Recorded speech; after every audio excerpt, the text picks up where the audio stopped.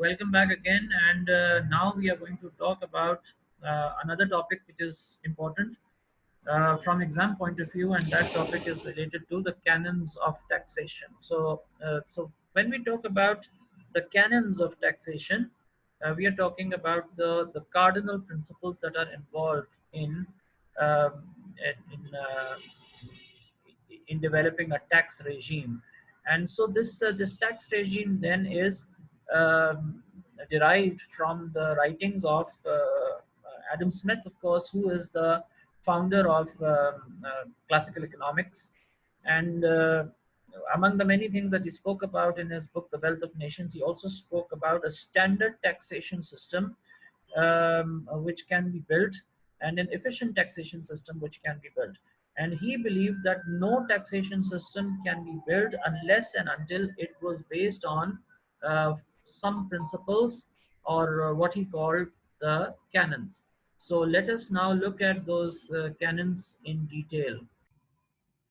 Okay, so these were we Yes, called sir. them the canons. We called them the canons of taxation. And why are these canons required? Why are these principles required?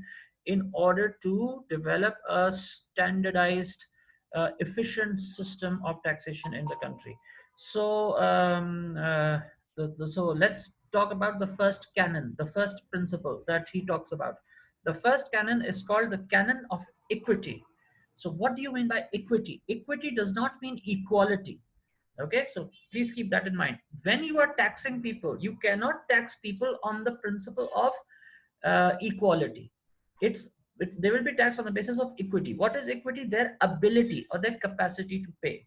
Okay, the second is the canon of certainty. Certainty means that the tax collector department, the taxpayer, they all should know the tax amount, the time of the tax, and the method of tax.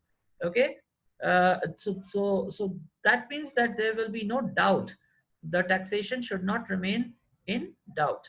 Okay, and the next canon, of course, is then the canon of convenience. Okay, so when the taxpayer gets his income, okay, whenever it is convenient for the taxpayer to pay, that is when you are going to you if a person starts a business, you cannot come first day and you say, hey, please pay me the tax. That is not the right thing. Tax him when he can pay.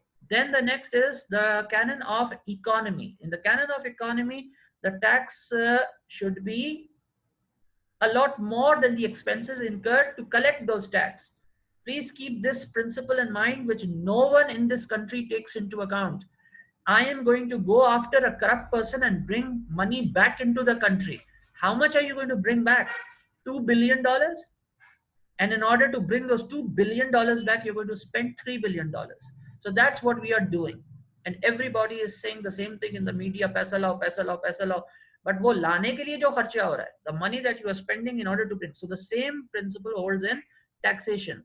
You cannot spend more money on collecting than the money that you collect. The money that you collect should be significantly more than the money spent on collecting it. And then there is the canon of productivity.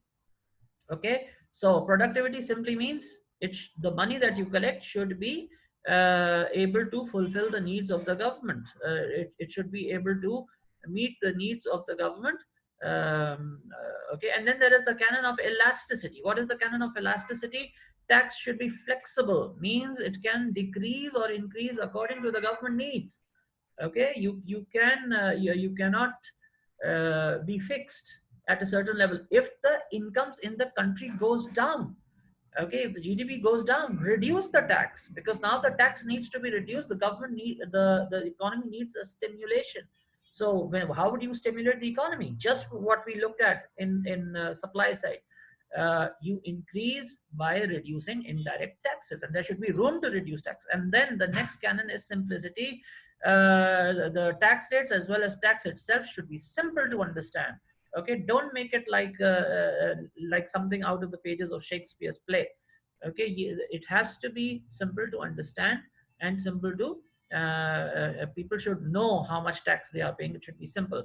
And then there is the canon of diversity, and in this canon there must be various types of taxes on all classes of the people. You cannot impose the same tax on the landed aristocracy and on the peasants working on the land. Okay, so that is those are the canons which you must keep in mind. And now we will meet in the next lecture, and I'm going to tell you more about it. Thank you very much.